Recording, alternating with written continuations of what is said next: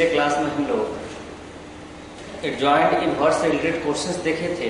आज हम लोग उसके अगले topic solution of linear simultaneous equations bye matrix method पे हम लोग चर्चा करेंगे कि हम लोग लीनियर इक्वेशंस जो रहेंगे 2 वेरिएबल, 3 वेरिएबल, 4 वेरिएबल या एनी, उसको हम लोग मैट्रिक्स मेथड से कैसे बनाएंगे, कैसे सोल्व करेंगे, यानी अननोन्स का मान हम लोग कैसे निकालेंगे। तो इसके लिए हम लोग सपोज करते हैं कि एक 3 वेरिएबल का नॉन होमोजीनियस लीनियर इक्वेशन हम लोग लेते हैं। यहाँ पे हम देख रहे हैं कि a1x plus a2y plus a3z equal to d1, b1x plus b2y plus b3z equal to d2 और c1x plus c2y plus c3z equal to d3। इस तरह से हम लोग 3 वेरिएबल का लीनियर साइमल्टेनियस इक्वेशन ले रहे हैं। इसको मैट्रिक्स मेथड से कैसे सोल्व करेंगे? तो मैट्रिक्स मेथड से सोल्व करने से पहले इस इक्वेशन को हमको मैट्रिक्स फॉर्म में लिखना पड़ेगा, तभी हम इसको मैट्रिक्स मेथड से सोल्व कर पाएंगे। तो मैट्रिक्स मेथड में बदलने के लिए हम लोग क्या करते हैं कि एक मैट्रिक्स सपोज करते हैं जिसका वैल्यू जो होता है दिए हुए वेरिएबल के कोएफिशिएंट का मैट्रिक्स होता है। तो यहाँ वेरिएबल मेरा xyz है, तो xyz के कोएफिशिएंट का मैट्रिक्स हम लोग a मान लेते हैं, लेट करते हैं, और एक दूसरा वेरिएबल का मैट्रिक्स मानते हैं जिसको हम सपोज कीजिए कि x लेते हैं वेरिएबल का मैट्रिक्स। तो मेरे पास वेरिएबल है x y z, इसका एक मैट्रिक्स ले लिए x, और एक और मैट्रिक्स लेते हैं, सपोज कीजिए d लेते हैं, जो यहाँ पे कांस्टेंट होता है उसका मैट्रिक्स लिया जाता है। तो d का मैट्रिक्स मेरे पास आ गया d1, d2, d3। ठीक है, तो किसी भी लीनियर साइमल्टेनियस इक्वेशंस को सोल्व करने के लिए मैट्रिक्स मेथड से सबसे पहला फर्क है कि हमको उसको मैट्रिक्स फॉर्म में लिखना। मैट्रिक्स फॉर्म में लिखने के क्रम में ही हम लोग 3 मैट्रिक्स का फॉर्मेशन करते हैं। अगर हम लोग a को x से मल्टीप्लाई करके d के इक्वल कर दें, अगर ये चीज हम लिख दें, तो हमको फिर से यही मैट्रिक्स प्राप्त होगा। यानी कि मेरे कहने का मतलब ये है कि अगर a को x से मल्टीप्लाई करिएगा और इसके इक्वल कर दीजिएगा, तो आपको a1x, a2y और a3z इक्वल टू d1 आ जाएगा। यानी मेरा कहना है कि इस इक्वेशंस को हम लोग ऐसे भी लिख सकते हैं अगर a, x और d रहे तो सबसे पहला क्या करना है कि हम लोग दिए हुए इक्वेशंस को मैट्रिक्स फॉर्म में कन्वर्ट करते हैं इस तरीके से। यहाँ पर a का और x का मान डाल के, d का मान डाल के जब 2 मैट्रिक्स को इक्वल कीजिएगा तो हमको फिर से यही इक्वेशन डेवलप हो जाएगा। तो सबसे पहला काम यही है। इसके बाद अगला काम हमको करना क्या है कि दोनों तरफ a इनवर्स से मल्टीप्लाई करते हैं।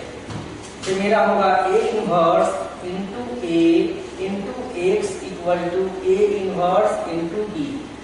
अब आपको पता है कि a किसी भी मैट्रिक्स को उसके इनवर्स से मल्टीप्लाई करते हैं तो हम लोगों को यूनिट मैट्रिक्स मिलता है, और यूनिट मैट्रिक्स को किसी और मैट्रिक्स से मल्टीप्लाई करिएगा तो वह वही मैट्रिक्स देगा। यानी कि हम लोग कह सकते हैं Ix equal to a inverse into d, यानी कि x equal to a inverse into d। यानी कि हम लोग लिख सकते हैं x equal to a inverse का मान रख दीजिए। a इनवर्स का मान हम लोग पढ़ चुके हैं, adjoint a by determinant a होता है। इसको हम लोग कहेंगे adjoint a by determinant a into d। तो सबसे पहले जब किसी भी साइमल्टेनियस लीनियर इक्वेशन को मैट्रिक्स मेथड से सोल्व करने के लिए हमको इस तरह के फॉर्म पे आना पड़ेगा। लेकिन अब हम देखेंगे कि सॉल्यूशन जब मिलता है, हम लोग को पता है कि सॉल्यूशन मिलता है, तो हो सकता है कि यूनिक सॉल्यूशन हो, नो सॉल्यूशन हो या इनफाइनाइट सॉल्यूशन हो। इसको थोड़ा सा हम लोग बारीकी से समझते हैं।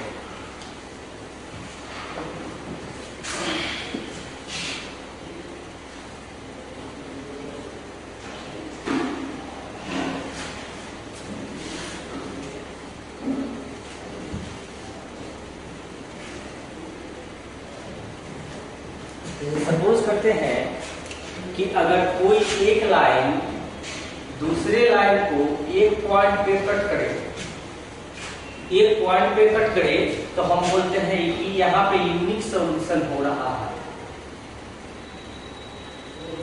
ये दोनों लाइन एक जगह पे कट करेगा, मतलब एक्स वाई जेड का एक ऐसा मान जो इसको भी संतुष्ट करता है, इस लाइन को भी सेटिस्फाइड करेगा एक वैल्यू, तो इसको बोलेंगे यूनिक सॉल्यूशन।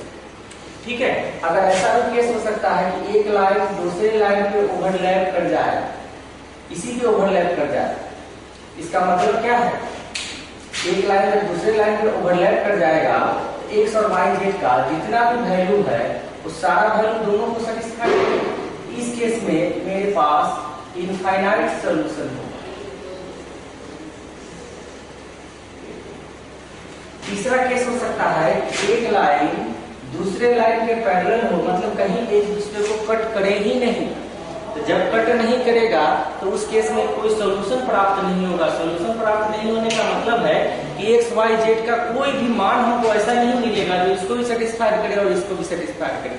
तो उस केस में हम बोलते हैं नो सॉल्यूशन, कोई हल हमको नहीं मिला। तो जब हमारे पास साइमल्टेनियस इक्वेशंस हैं तो ये तीनों केसेस की पॉसिबिलिटियां हो सकती है कि हो सकता है कि सॉल्यूशन में हमारे पास यूनिक भी मिले, हो सकता है कि इनफाइनाइट मिल जाए, हो सकता है कि कोई सॉल्यूशन ना मिले। तो उसके लिए भी प्रक्रिया है, चेक करने का तरीका है। जब सॉल्यूशन एग्जिस्ट करे, व्हेन सॉल्यूशन एग्जिस्ट, जब सॉल्यूशन एग्जिस्ट करता है तो हम बोलते हैं कंसिस्टेंट, और जब नो सॉल्यूशन एग्जिस्ट तो उस केस में हम बोलते हैं इनकंसिस्टेंट। ठीक है, तो दो केस है, यानी कि यूनिक सॉल्यूशन और इनफाइनाइट सॉल्यूशन के केस में कंसिस्टेंट होगा, और इस केस में हमारे पास इनकंसिस्टेंट। इनकंसिस्टेंट का मतलब ही हो गया कोई सॉल्यूशन नहीं होना चाहिए, यानी एक्स और वाई और जेड का कोई भी ऐसा नहीं वैल्यू होगा जो दोनों दिए हुए सिस्टम को सेटिस्फाइड कर पाए। दूसरा, कंसिस्टेंट का मतलब सॉल्यूशन एग्जिस्ट होगा। सॉल्यूशन एग्जिस्ट में मेरे पास दो तरह का वर्क हो सकता है, या तो मेरे पास यूनिक सॉल्यूशन होगा, यानी एक्स वाई जेड का केवल एक मान होगा जो दोनों इक्वेशन को या तीनों इक्वेशन को जो भी है उसको सेटिस्फाइड करे, या इनफाइनाइट सॉल्यूशन के केस में क्या होगा कि एक्स और वाई और जेड जो भी है वेरिएबल, उसके सारे वेरिएबल सारे दिए हुए इक्वेशन को सेटिस्फाइड करते हैं। उस केस में मेरे पास इनफाइनाइट सॉल्यूशन कहलाएंगे, यानी एक्स वाई जेड का कोई भी मान सारे इक्वेशन को सेटिस्फाई करे। तो इस केस में हम लोग कैसे चेक करेंगे मैट्रिक्स मेथड से कि हम लोगों के पास यूनिक सॉल्यूशन है कि इनफाइनाइट सॉल्यूशन है, उस पर नोट कर देते हैं।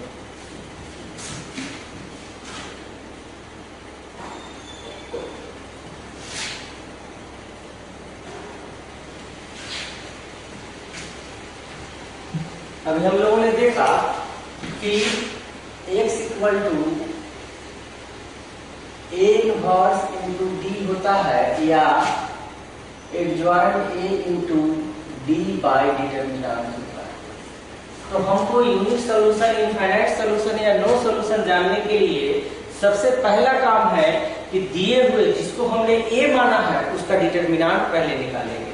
तो हम लोग क्या करेंगे, first we find determinant a।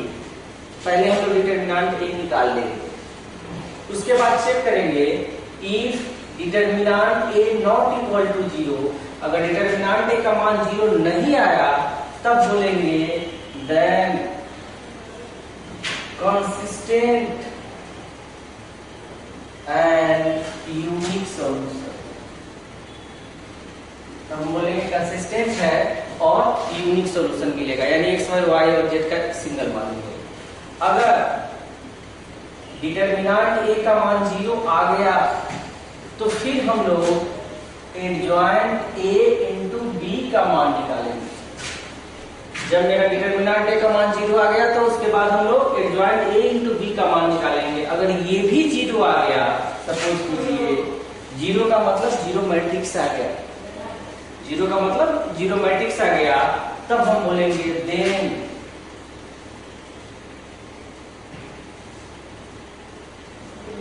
Consistent consistent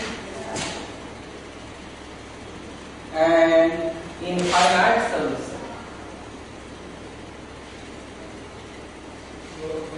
ठीक है, तीसरा केस हमारे पास है।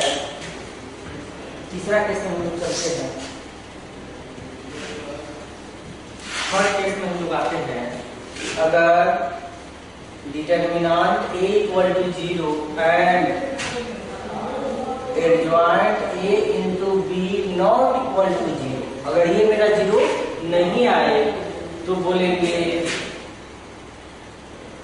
Inconsistent and no solution.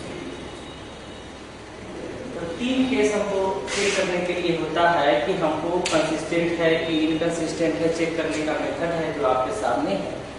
दूसरा कि यूनिक सॉल्यूशन है कि इनफाइनाइट सॉल्यूशन है कि नो सॉल्यूशन है, ये सारे केसेस हमने आपके सामने रखा कि किस तरह से चेक करते हैं। अब हम लोग क्वेश्चंस के माध्यम से इस सब सारे कंसेप्ट को समझने का प्रयास करते हैं।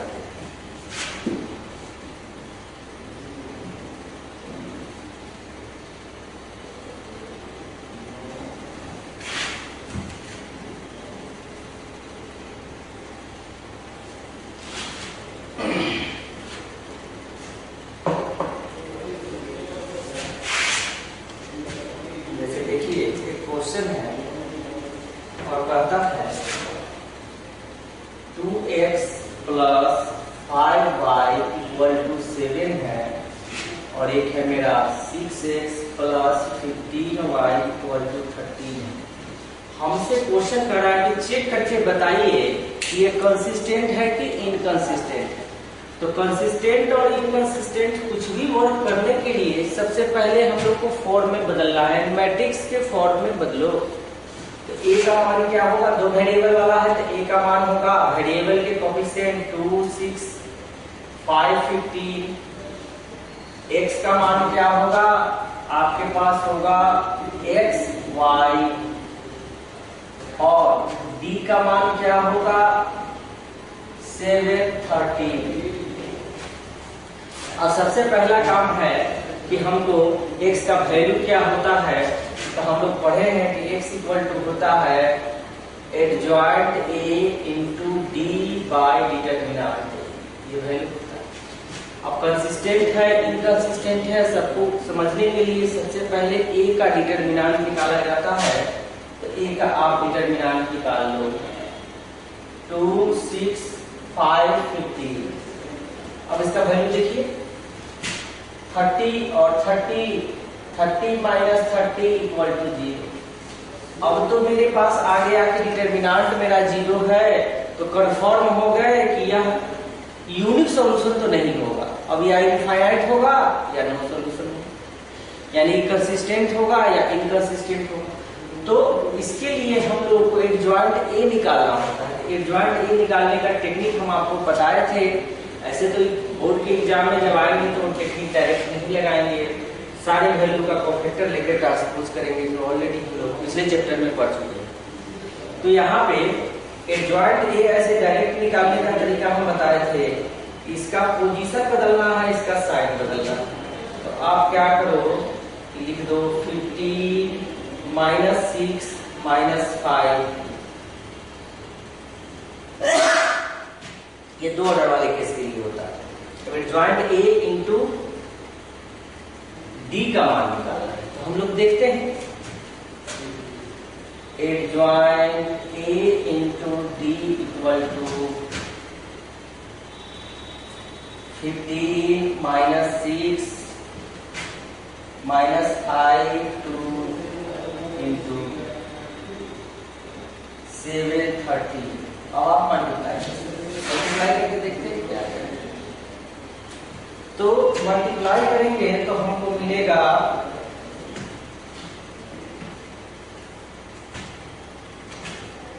105 minus 15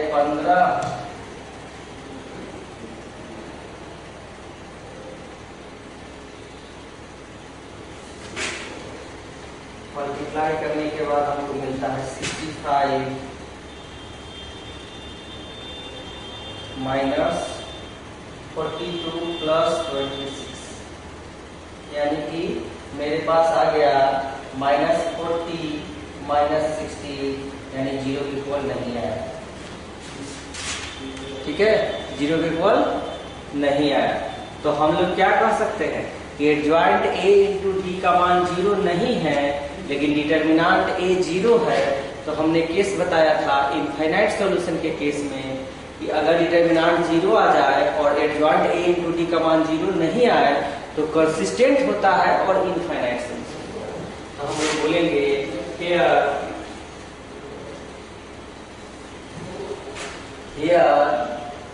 system of equation is consistent। क्यों consistent? इसलिए consistent कि डिटर्मिनांट a का मान तो 0 है, but adjoint a into D का मान 0 नहीं। ठीक है, तो इस तरह से कोई भी क्वेश्चन दिया है कि कंसिस्टेंट है कि इनकंसिस्टेंट है, ये 2 वेरिएबल वाले हो या 3 वेरिएबल वाले हो, कोई भी क्वेश्चन हो, तो हम लोग इजी वे में इस मेथड के द्वारा चेकआउट करके बता सकते हैं। 3 वेरिएबल में थोड़ा ज्यादा बड़ा होता है। अब मान लेते हैं कि क्वेश्चन और मैं बता रहा हूं।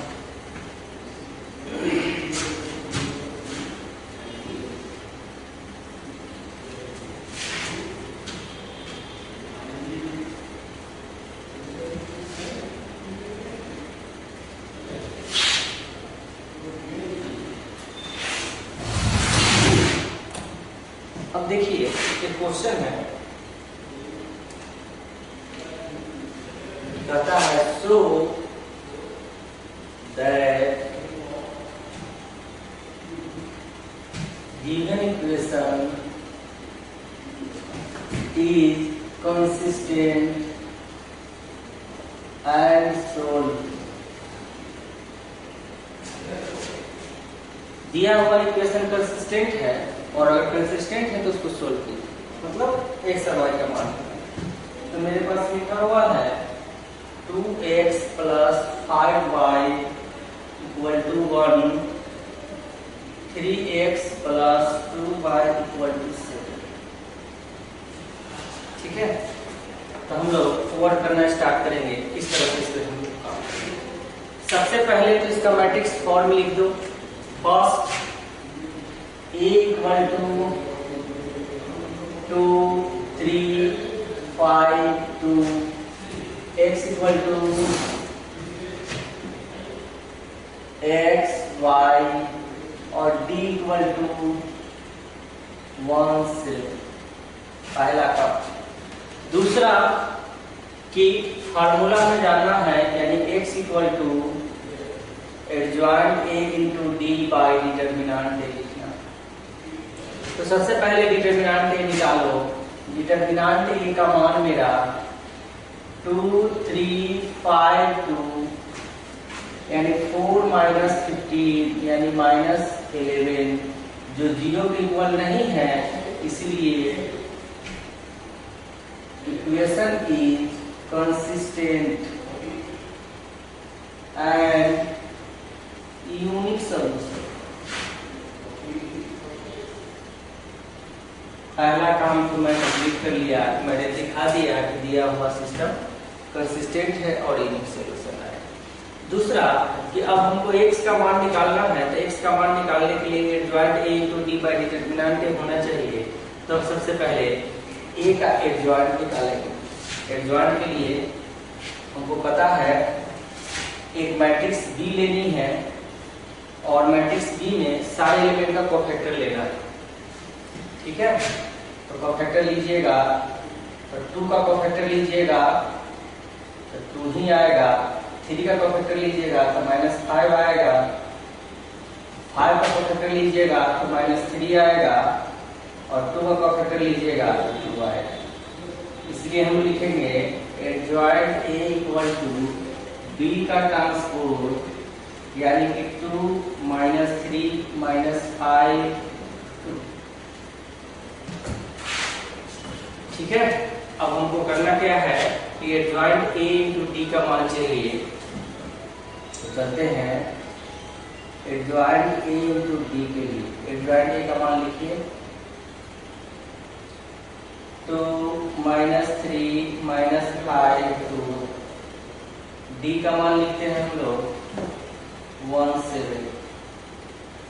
अब मल्टीप्लाई कर लेते हैं, मल्टीप्लाई करेंगे तो हमारे पास होगा 2 - 35,